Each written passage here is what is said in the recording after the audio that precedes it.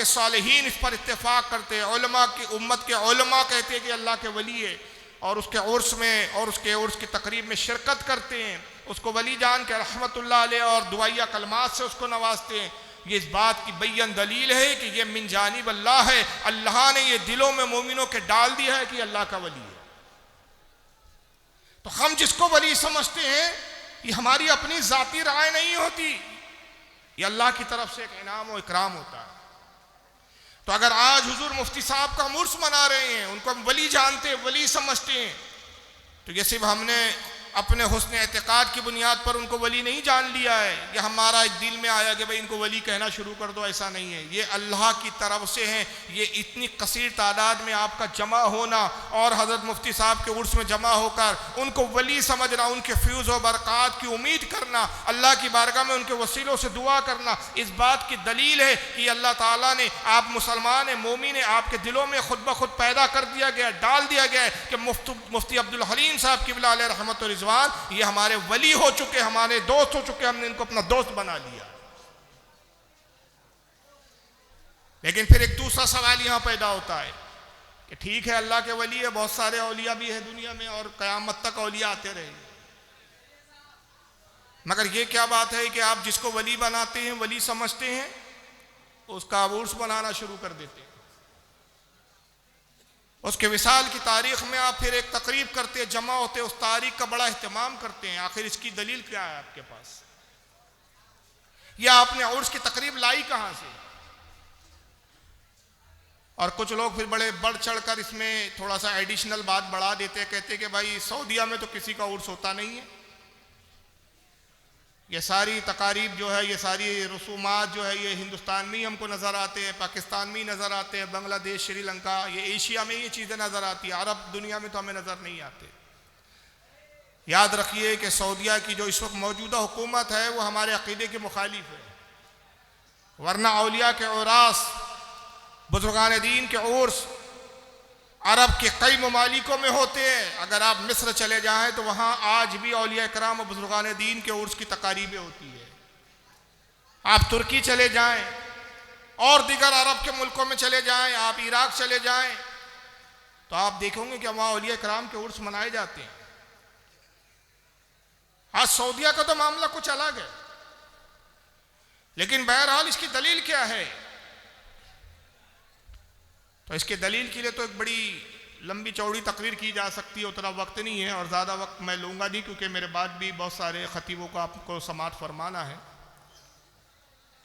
मैं कुछ इस्लामी तारीख़ के हवाले से आपके सामने उर्स की दलाइल आपके सामने रखना चाहता हूँ कि उर्स मनाना और उर्स के दिन फिर जमा होना और उस साहिब मज़ार के लिए दुआ करना और उनके तुफ़ैल, उनके वसीले से अपने लिए दुआ करना, ये हमने कहाँ से लिया है?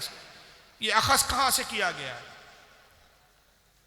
याद रखिए तारीख़ उर्स उतनी ही कदीम है जितनी तारीख़ इंसानों की तारीख़ है। यह हज़रत आदम की तारीख़ है। आप ज़रा तारीख़ के औराक को पलटे और देखिए, उस वक्त मैं आपको ले जाना चाहता हूँ कि जब हज़रत आदम की तख्लीक हुई, साथ में हज़रत हव्वा की भी तख्लीक हुई, दोनों जन्नत में पैदा किए गए और रब तबारक व तआला ने ताकीद फरमाई जन्नत की हर नेमतों का इस्तेमाल करना, हर नेमत से इस्तिफादा करना, फ़ायदा उठाना, मगर एक दरख्त है, मुफस्सिरीन कहते हैं वो गंदुम और गेहूं का दरख्त था, उस दरख्त के करीब ना जाना। ये वाक़यात आपने 12 सुने। मैं सिर्फ एक नतीजा आपके सामने रखना चाहता हूँ, वाक़यात की तफसील की तरफ जाना मेरा मकसूद नहीं है। रब ने फरमाया कि दरख्त के करीब ना जाना, वला तक़रबा हाज़िही शजरता फ़तकूना मिनज़ ज़ालिमीन, ऐ आदम और हव्वा इस दरख्त के करीब ना जाना वरना अपने आप पर जुल्म करने वालों में से हो जाओगे। बहरहाल लर्जिश वाक़ई हुई, जो ना होना चाहिए था हुआ, लेकिन जो हुआ उसमें भी रब की हिकमत थी, क्योंकि खालिक कायनात ने पहले इरशाद फरमा दिया था कि खिलाफत का तो मैं जिम्मा ज़मीन पर दूंगा, मैंने ज़मीन पर खिलाफत दी है, इन्नी जाइलुन फिल अर्द खलीफा, मैं ज़मीन पर खलीफा पैदा करूंगा। तो हज़रत आदम का ज़मीन पर आना भी हिकमत इलाही के तहत था। बहरहाल गंदुम का दरख्त खा लिया दोनों ने और हज़रत आदम और हव्वा को ज़मीन पर उतार दिया गया, जन्नत से निकाला गया,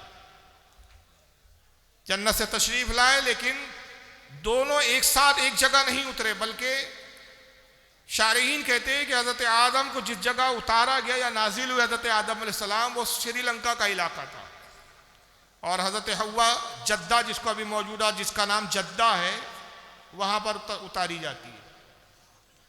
एक दूसरे को तलाश कर रहे हैं हज़रत आदम और हज़रत हव्वा। आप तसव्वुर कीजिए कि दो इंसान आपस में तलाश करें, कितना मुश्किल है। और ये उस वक्त तलाश हो रही है कि जब किसी से कोई पूछने वाला, कोई बताने वाला नहीं, जगहों के नाम नहीं मालूम, पूछे तो किससे पूछे, बताएं तो कौन बताएं, एक दूसरे को बस तलाश कर रहे हैं। 360 या 365 साल तक दोनों एक दूसरे को ढूंढते रहे और रब की बारगाह में इस्तगफार करते रहे, अल्लाह की बारगाह में माफिया मांगते रहे। रब्बे कायनात, जो कुछ हमसे सरदर्द हुआ, जो कुछ खिलाफे औला हुआ, ऐ मौला हम तेरी पनाह चाहते हैं, तुझसे तौबा करते हैं। रब्बना ज़लमना अनफुसना इल्लम तगफिर लना व तरहमना लनकुनन्ना मिनल खासिरीन। कुरान कहता है कि आदम ने यह दुआ की, और हदीस बताती कि इस दुआ के साथ फिर हज़रत आदम अलैहिस्सलाम ने रसूलुल्लाह का वसीला भी पेश किया। कहा रब्बे कदीर, उस पैगंबर का वसीला हमारी तौबा कबूल फरमा के जिसके नामे नामी इसमें गिरामी को तूने अपने नाम के साथ अर्श आज़म पर तहरीर फरमाया है। अल्लाह ने फरमाया, आदम तूने मेरे महबूब का वसीला दिया, मैंने तेरी तौबा को कबूल कर लिया। तौबा कबूल हो गई दोनों की। आदम और हव्वा की मुलाकात होती है, एक मकाम पर दोनों की मुलाकात हुई। जो बिछड़े हुए थे 350 साल से कुछ ज़्यादा अरसे से एक मकाम पर मिलते हैं, और जब मिले जिब्रील अलैहिस्सलाम दोनों का तारुफ एक दूसरे से कराते हैं। जिब्रील अलैहिस्सलाम तशरीफ लाते हैं, कहते हैं आदम ये हव्वा है आपकी बीवी, आपकी अहलिया, और ऐ हव्वा ये आपके शोहर नामदार हज़रत आदम है। एक दूसरे को दोनों ने पहचाना। 365 साल के बाद एक दूसरे को देखा। 350 साल से कुछ ज्यादा अरसे के बाद एक दूसरे से मुलाकात की। जिस जगह मिले, जिस जगह मुलाकात हुई, एक दूसरे को चूंकि पहचाना था, उस जगह का नाम ही रख दिया गया। उस जगह का नाम हो गया अरफात। अरफात के मायने हैं मिलने की जगह, पहचानने की जगह, मुतारिफ होने की जगह। दोनों मियाँ बीबी ने क्या किया? देखिए, हमारे जद हज़रत आदम अलैहिस्सलाम नबी थे, कितनी पाकीज़ा सोच थी जनाब आदम अलैहिस्सलाम की। हमारी माँ, हमारी जद्द करीमा हज़रत जनाब हव्वा रज़ी अल्लाह ताला अन्हा थी, कितनी मुक़द्दस सोच थी। इतने अरसे के बाद मिले, अजवाजी मामलात में मशगूल नहीं हुए, बल्कि क्या किया, दोनों एक दूसरे से कहते हैं कि अल्लाह ताला के फजलो करम से हम इतने अरसे के बाद मिले, अल्लाह ने हमारी मुलाकात करवाई, एक दूसरे से मिला दिया, क्यों ना हम आज की ये रात अल्लाह के शुक्र में गुजार दें। और चुनांचे दोनों मियाँ बीबी पूरी रात अल्लाह की इबादत करते रहे, दुआएं करते रहे। अल्लाह ने उनकी हर दुआ को कबूल फरमाया। उस रात जो जो हज़रत आदम ने दुआ की, अल्लाह ने सारी दुआओं को कबूल किया। जो जो दुआ हज़रत हव्वा ने की, अल्लाह ने कबूल फरमाया।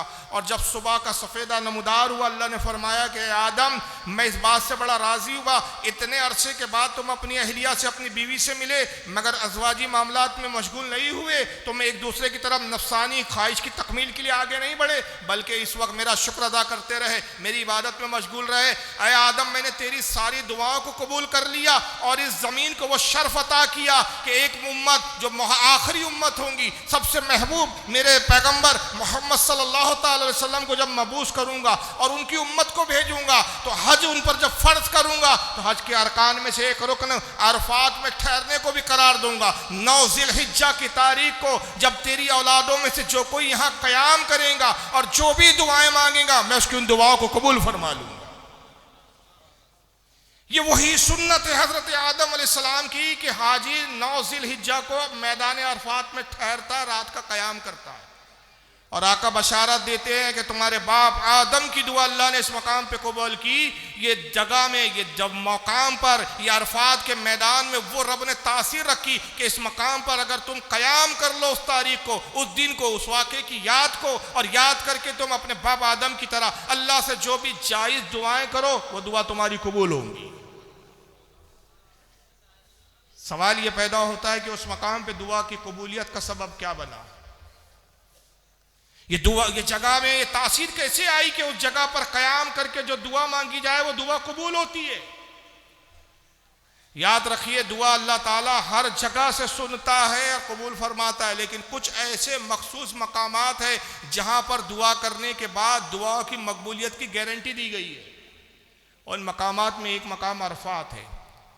वजह क्या है कि अरफात में दुआ कबूल हो रही है? वजह क्या है कि नबी पाक बशारत दे रहे? वजह क्या है कि हज का रुकन बना दिया गया? वजह क्या है? हाजी रुक रहा है, क़याम कर रहा है, वाक़े की ताज़ा याद को ताज़ा किया जा रहा है।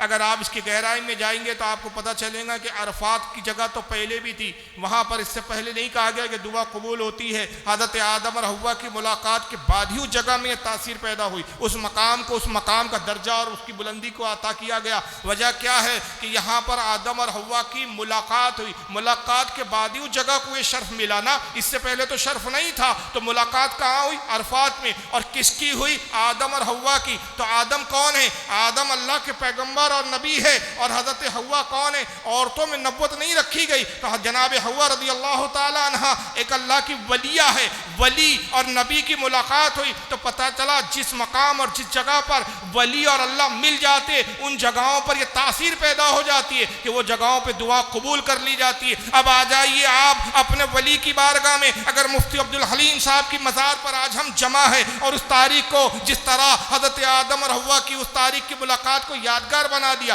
तो उर्स की तारीख को हम हजरत मुफ्ती साहब की कब्र पर क्यों आए हैं, ये वली की बाजार पर क्यों आए हैं कि हमने वहीं से वखज़ किया कि जिस तारीख को मुफ्ती साहब की बिला का इंतकाल हुआ और मुफ्ती साहब अपनी कब्र में गए, तो जब जा रहे थे जाने वाला अल्लाह का वली था। और जब तीसरा सवाल फरिश्तों ने मुफ्ती अब्दुल हलीम साहब से पूछा तो आका सल्लल्लाहु अलैहि वसल्लम की आमद हुई और पूछा गया मा कुन्त तक़ूलु हक़्क़ु फ़ी हाज़र रजुल, ऐ मुफ्ती अब्दुल हलीम बता तू इनके बारे में क्या कहता था? कहा क्या कहता था? जब तक दुनिया में रहा मुस्तफ़ा जाने रहमत पे लाखों सलाम पढ़ा करता था, जब तक दुनिया में रहा आका और मौला कहा करता था। अब तो आका से मुलाकात हो रही है, खड़े होकर उन्होंने इस्तकबाल किया, आका का इस्तकबाल किया, आका की हम्द व सना बयान की। आका तशरीफ लाए, आका नबी है, जाने वाले मुफ्ती साहब वली है। जब वली और नबी की मुलाकात हुई तो ये जगह में भी वो तासीर पैदा हो गई कि अब जो दुआ यहाँ पर मांगी जाएंगी वो दुआ कबूल की जाएंगी, रद्द नहीं की जाएगी।